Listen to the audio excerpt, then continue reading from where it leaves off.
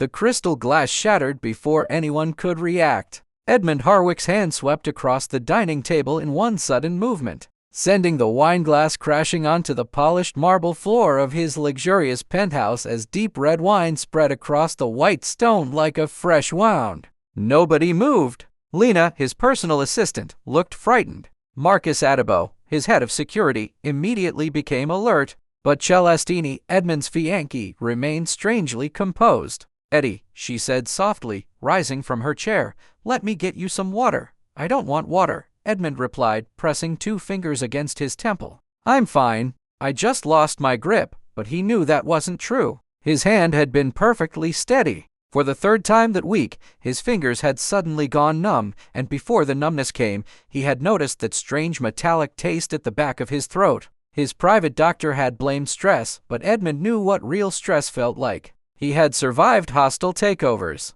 brutal merger negotiations, sleepless nights, and even his father's sudden death during a board meeting. Yet none of those experiences had ever caused numbness or a metallic taste. Lately, something else had changed too. His thoughts were becoming slower, as if a strange fog had settled over his mind. Edmund stared at the broken glass and felt a cold certainty that something was deeply wrong. What he didn't know was that the danger wasn't coming from inside his body. It was coming from inside his home, and it had begun almost exactly 3 months earlier, around the same time Celestini had moved into the penthouse. Before her arrival, Edmund's life had been built on precision. At 41, he was the founder and CEO of Harwick Capital, one of the most powerful private equity firms on the Eastern Seaboard. He had inherited neither his wealth nor his success. His father had left him a struggling hardware business and a mountain of debt, and Edmund had transformed both into an empire through an extraordinary ability to recognize patterns and uncover hidden problems. His enemies called him cold, while the few people he trusted called him accurate. Edmund believed emotions were luxuries he could not afford until he met Celestini. She was beautiful enough to silence a room, intelligent enough to challenge him, and warm enough to make him remember the younger man he had once been. They met at a prestigious art gala, where Celestini spent 3 hours cheerfully disagreeing with nearly everything he said about contemporary sculpture. Instead of irritating him, she fascinated him. Edmund called her the next morning, but she made him wait for days before returning his call. 7 months later, he proposed. The engagement delighted the press but worried his oldest friend and chief legal counsel, Dario Oe. At the announcement party, Dario quietly pulled Edmund aside and said, "She's extraordinary." "Eddie, tell me you've done your due diligence." Edmund laughed and replied, "This isn't an acquisition, Dario." But Dario didn't laugh. Now, standing over the shattered glass with feeling slowly returning to his fingers, Edmund remembered that conversation and wondered if he had made the biggest mistake of his life.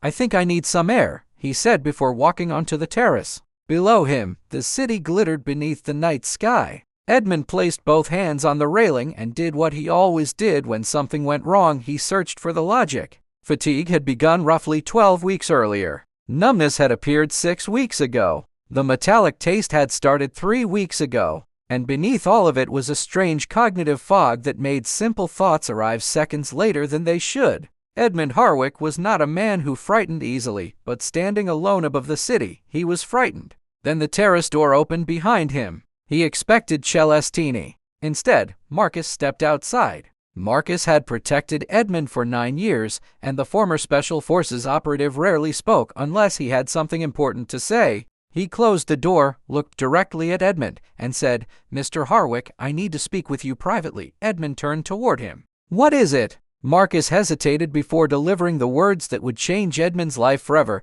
"Sir, I think someone may be poisoning you." Suddenly, the shattered glass inside no longer looked like an accident. It looked like a warning. Marcus remained silent for several seconds, his expression unreadable as he studied Edmund. "3 weeks ago, my cousin came to visit me," he finally said. "She works in toxicology at Crest Medical Center. During dinner, I mentioned your recent health problems. I shouldn't have, and I apologize. But she started asking very specific questions about your diet, your routine, your medications, and whether anyone new had entered your regular environment." Edmund listened without moving. Marcus continued, "After hearing everything, she became quiet. Then she told me she wasn't diagnosing you because she didn't have enough information, but the symptoms you described were consistent with low-dose thallium exposure. She told me that if she were in my position, she would have your blood tested privately without telling anyone. Edmund's mind immediately connected the symptoms: fatigue, cognitive problems, numbness, and the metallic taste. Thallium, he said quietly, a heavy metal that can accumulate in the body. Early exposure can cause exactly these symptoms, Marcus nodded. I haven't told anyone else. I needed to be certain I wasn't making a catastrophic accusation.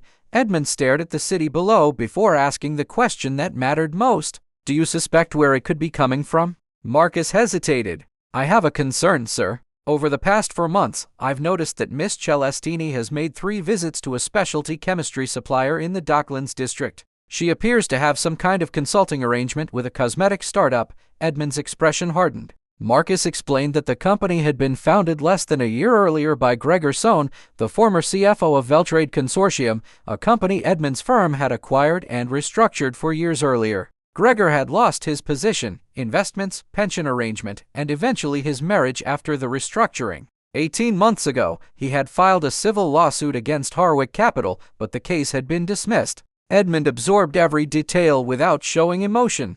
Go back inside, he finally said. Don't change anything.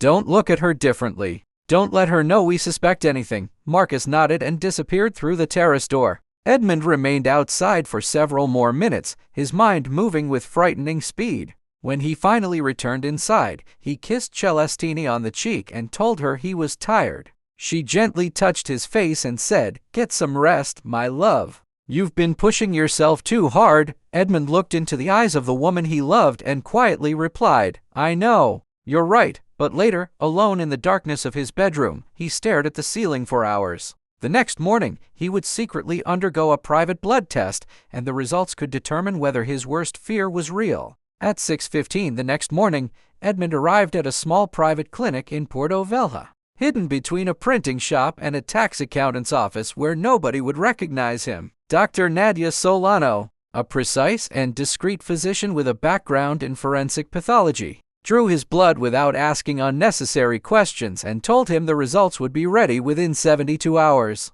Edmund gave her a phone number connected to a device he had purchased with cash and left the clinic before anyone at home knew where he had gone. The next 3 days were the longest of his life. He continued going to the office, attending meetings, reading reports, and making decisions with the same controlled precision his employees had always seen, but inside, every hour felt like a countdown. On the second afternoon, Dario Oe walked into his office, studied Edmund for a long moment, and said, "Tell me what's making you look like you're made of glass." Edmund trusted Dario enough to reveal part of the truth. He told him about the symptoms, the private blood test, and the possibility that someone might be poisoning him, but he kept Marcus's suspicions and Gregor Sohn's name to himself. Dario's expression slowly changed from concern to something colder. "When do you get the results?" he asked. "Tomorrow morning," Dario stood. "When you have them, you call me first." Before anyone else, the following morning, at exactly 7:43, Dr. Solano called. Her voice was careful and professional. Edmund listened without interrupting as she confirmed what he had secretly feared. His thallium levels were significantly elevated, and the pattern was consistent with repeated low-dose exposure over approximately 8 to 12 weeks. For several seconds after the call ended, Edmund simply stared at the phone. Someone was poisoning him. Not someone who might poison him. Someone already was. The realization was almost impossibly clear. Every meal, every glass of water, every quiet evening in his own home could have been part of the plan. He immediately called Dario. "It's confirmed," Edmund said. Dario arrived within 20 minutes carrying a folder filled with information. He revealed that he had secretly investigated Celestini's background months earlier and had recently discovered something disturbing. Her mother's maiden name was Sohn. Celestini and Gregor Sohn were first cousins who had spent part of their childhood together. Dario had also uncovered several financial transfers from a holding company connected to Gregor's network into an account belonging to a woman named Mara Delacourt, Celestini's name on a secondary passport. Edmund stared at him in disbelief. "You believe she was placed near me deliberately?" he asked. Dario answered quietly, "I believe you were selected." Then came the most terrifying revelation. The wedding was only 11 weeks away. If Edmund died before the marriage, Celestini would receive very little. But if he married her and died afterward, the inheritance structure could change dramatically. Edmund finally understood the possible timeline. She didn't simply need him dead. She needed him alive long enough to become her husband. Then she could finish what she had started. Dario urged him to go to the police immediately, but Edmund refused. If we go now, she hires a lawyer, Gregor disappears, and everyone involved walks away, he said. I need to know the entire structure. I need evidence. He looked toward the city through the study window, his face expressionless. And most importantly, I need her to believe she has won. Edmund went home that evening and behaved as though nothing had changed. He poured himself a drink from a bottle he had opened himself, sat beside Celestini on the sofa, and listened while she casually told him about her day. She was warm, affectionate, and completely convincing. She touched his hand, laughed at his remarks, and looked at him with the same tenderness that had first made him fall in love with her. But now Edmund was studying every gesture, every pause, every expression, searching for a crack in the performance. He found almost nothing. That frightened him more than anything else. If Marcus was right, Celestini wasn't simply dangerous, she was exceptionally good at pretending to love him. Edmund eventually excused himself and went into his study, where he sat alone in the darkness and allowed himself to feel the truth he had been refusing to acknowledge. He wasn't only afraid of dying. He was grieving the woman he thought he had loved. He was grieving 7 months of memories that suddenly felt uncertain, wondering whether even one of those moments had been genuine. After an hour, Edmund turned on the desk lamp and began planning. He knew he could not confront Celestini yet. He needed evidence strong enough to destroy the entire operation behind her. He needed to understand what Gregor Sohn was really trying to accomplish, who else was involved, and exactly what would happen if Edmund died. 5 days later, an unexpected woman appeared outside the private clinic. Edmund had just finished another monitoring appointment when a young woman stepped out of the neighboring printing shop and quietly said, "Mr. Harwick, I need to speak with you." Her name was Amara. She was in her mid-20s, dressed in an oversized gray jacket and visibly frightened. But there was determination in her eyes. Edmund's security detail moved forward, but he raised a hand and stopped them. Amara explained that she had worked as a junior analyst for a consulting company called Trade Nexus, founded by Gregor Sohn. At first, she believed she was preparing ordinary market research and acquisition reports. Then she realized the documents weren't about markets at all, they were about Edmund. His habits, health, schedule, assets, medications, household routines, and even the people responsible for preparing his meals had been carefully documented. When Amara understood what the information was being used for, she resigned. But before leaving, she secretly copied the files. "I thought I was helping build a business," she said, her hands tightening around a paper coffee cup. "Then I realized I was helping build a murder." She had been carrying the evidence for 6 weeks, terrified and unsure whom she could trust. She had eventually discovered references to Edmund's private clinic in the documents and realized he might be seeking treatment there. Then she delivered an even more disturbing warning. Gregor's organization had anticipated that Edmund might discover the poisoning and seek private medical testing. There had been a contingency plan to intercept his results before they reached him. Amara reached into her bag and handed Marcus a sealed manila envelope. "Everything is in here," she said. Edmund looked at her carefully. "Why are you doing this?" Amara's composure finally cracked. "Because I spent 4 months believing I was doing legitimate work. Then I realized I was helping create someone's death. I can't just walk away from a murder, even if walking away would be safer." Edmund took a slow breath. For the first time since discovering the truth, he felt that the walls closing around him had begun to open. But Amara wasn't finished. She warned him that the wedding wasn't merely a romantic event. Something had been changed in his estate documents, something designed to give Celestini enormous financial power if he died after becoming her husband. Edmund looked toward Marcus, then back at Amara, and understood that the conspiracy was far larger than he had imagined. That night, Dario examined the documents Amara had provided, and after 4 hours of searching through layers of legal amendments, he discovered exactly what she had warned them about.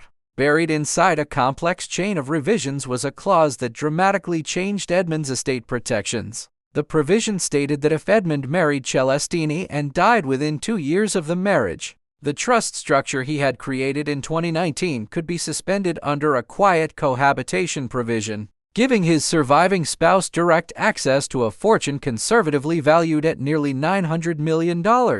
Edmund sat silently as Dario explained the details. The trust had taken them 18 months to build and had been designed to protect the majority of Edmund's assets for charitable foundations and long-term business partners. Someone had deliberately created a path around those protections. Even worse, Dario discovered that Edmund's own estate attorney had connections to a law firm that had received financial backing from a company within Gregersohn's network. Suddenly, the conspiracy became impossible to dismiss as revenge alone. Gregor had been planning for years, building connections, manipulating documents, and placing people exactly where he needed them. 3 years of planning, Edmund said quietly. Dario looked at him and asked a question that had nothing to do with contracts, money, or evidence. Eddie, I need you to answer me honestly. How are you? Edmund remained silent for several seconds before finally admitting, I'm angry. Very, very angry. He wasn't only angry at Celestini. He was angry at himself for failing to recognize the deception.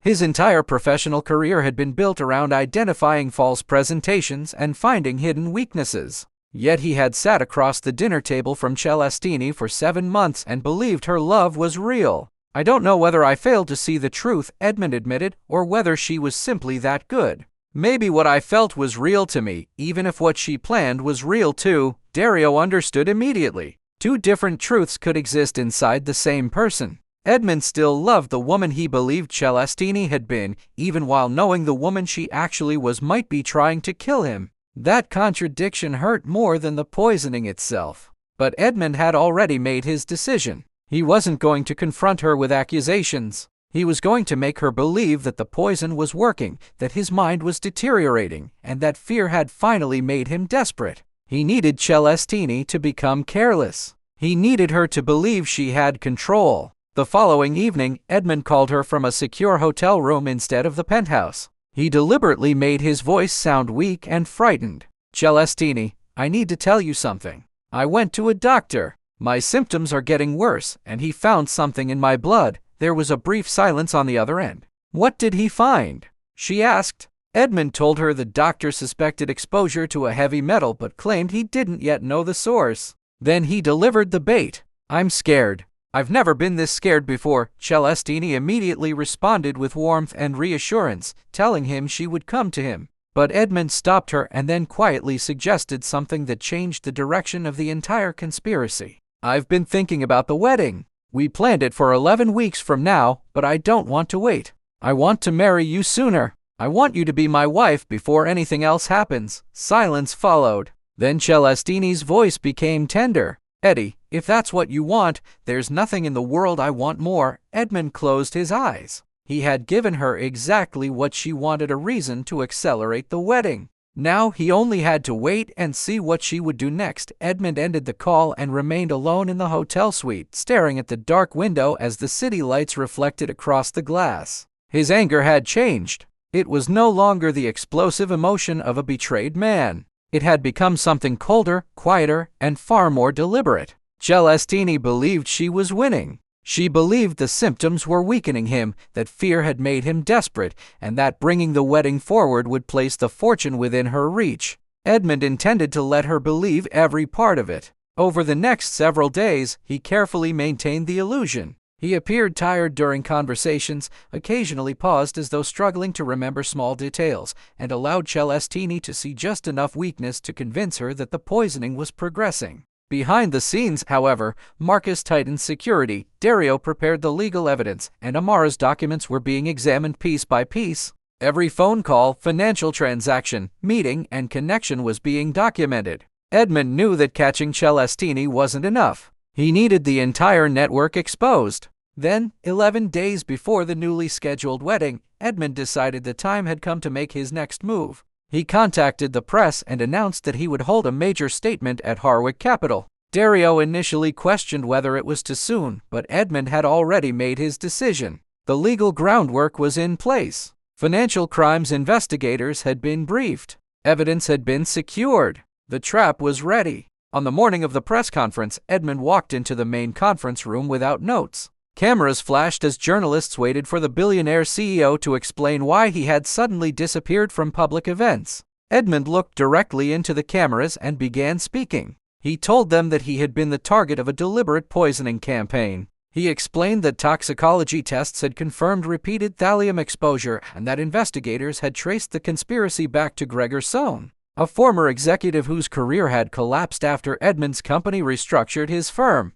He described the financial network, the suspicious chemistry purchases, the manipulated estate documents, and the hidden connections that had placed Celestini so close to him. The room became completely silent when he finally explained that the woman he had planned to marry had played a central role in the conspiracy. Edmund never insulted her. He never shouted. He simply presented the facts with the same precision that had built his empire. But beneath that controlled exterior was a private pain he refused to share with the cameras, the realization that the woman he had trusted had turned his love into a weapon. Before leaving the podium, Edmund thanked Marcus, Dario, and one unnamed young woman whose courage had helped expose the truth. He deliberately refused to reveal Amara's identity because he had promised to protect her. The moment he finished speaking, the world erupted. News outlets spread the story within minutes, and the carefully constructed conspiracy began collapsing under the weight of public scrutiny. Celestini had believed she was days away from becoming the wife of a weakened billionaire.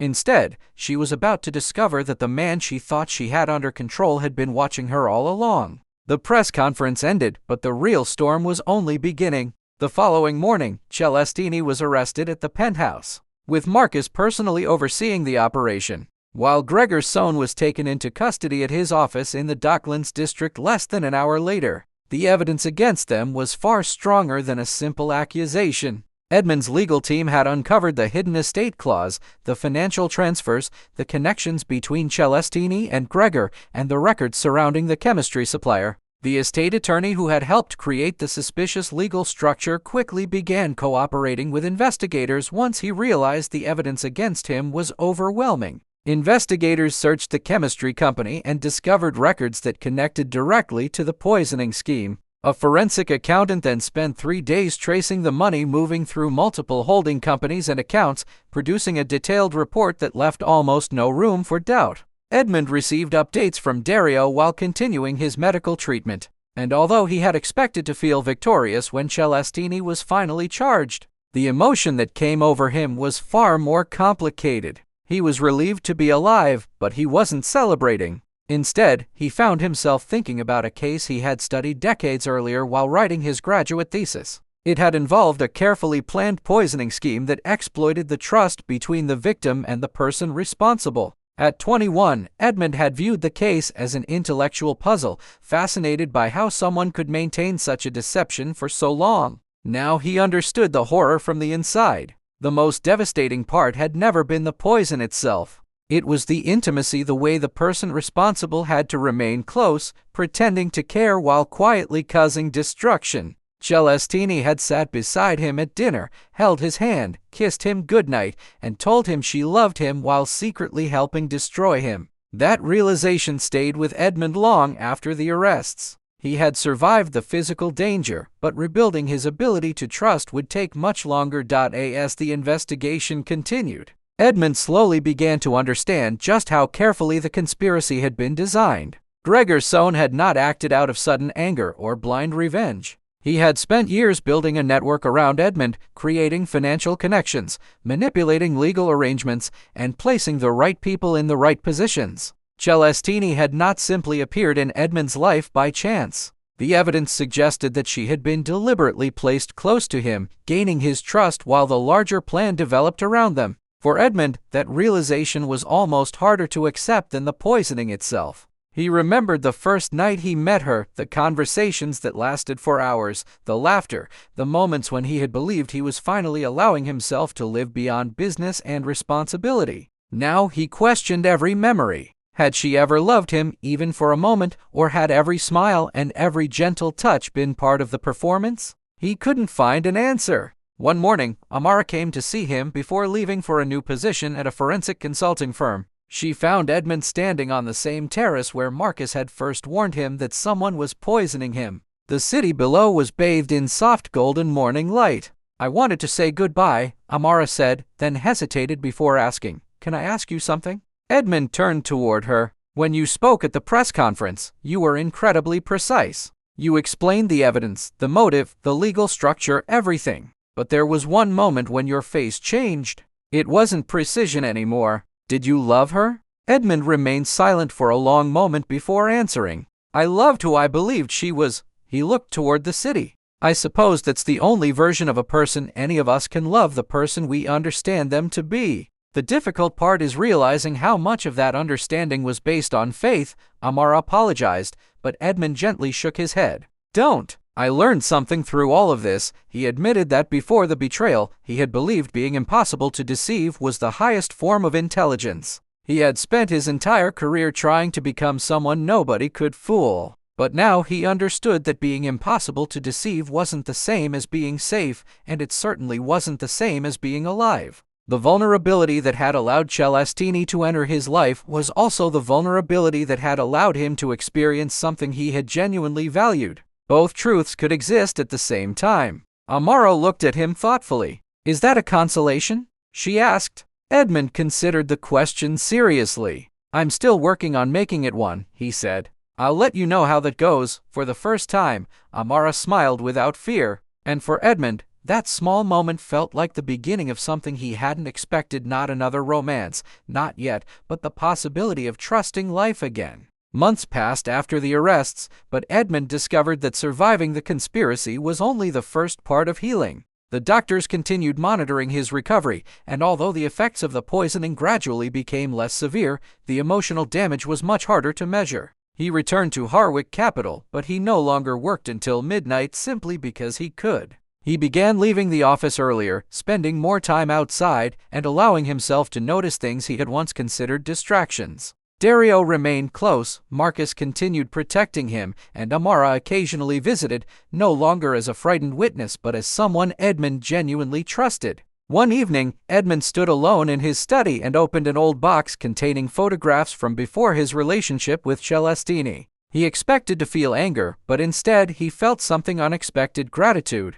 Not gratitude for the betrayal, but gratitude that he had survived it without allowing it to turn him into the person he had once feared becoming. He realized that Celestini had tried to destroy more than his body. She had tried to make him doubt his own judgment, his memories, and his ability to trust another human being. For a while, she had succeeded. But Edmund finally understood that trusting someone had never been weakness. Blindly refusing to trust anyone was not strength either. True strength was being willing to open your life to another person while still knowing how to protect yourself when the truth changed. The following week, Edmund received a letter from Celestini through her attorney. He almost threw it away unopened, but something made him read it. She wrote about regret, fear, and the mistakes she claimed to have made. She insisted that somewhere along the way she had developed genuine feelings for him and that the plan had become something she could no longer control. Edmund read the letter twice before placing it back on the desk.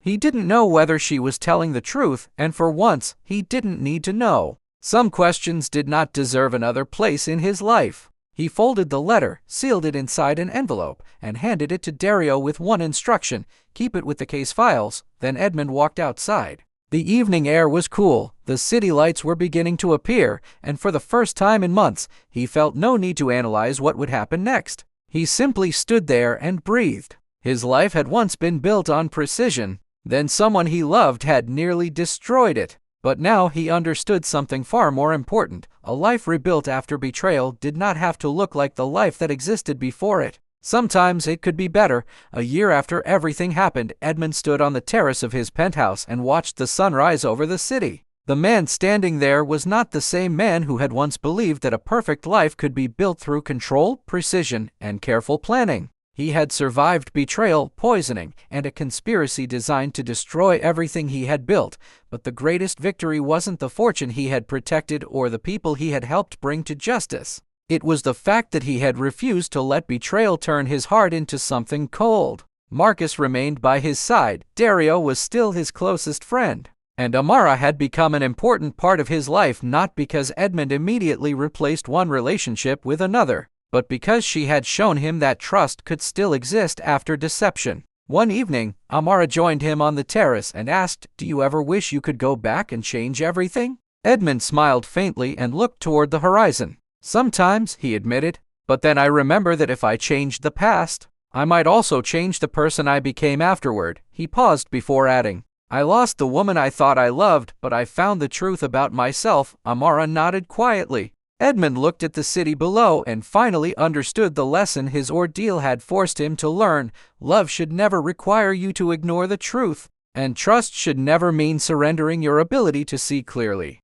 Celestini had nearly destroyed him because Edmund had trusted her completely, but the betrayal had also taught him that real strength wasn't about never being vulnerable. Real strength was having the courage to become vulnerable again after someone had used that vulnerability against you. He turned away from the railing and smiled. His life was no longer perfect, and perhaps it never had been, but it was real, and for the first time, that was enough. If this story touched your heart, don't forget to like the video, subscribe to the channel, and turn on the notification bell for more powerful stories of betrayal, courage, and second chances. And tell us in the comments, if you discovered that the person you trusted most had betrayed you, would you choose revenge or would you choose to rebuild your life and walk away stronger?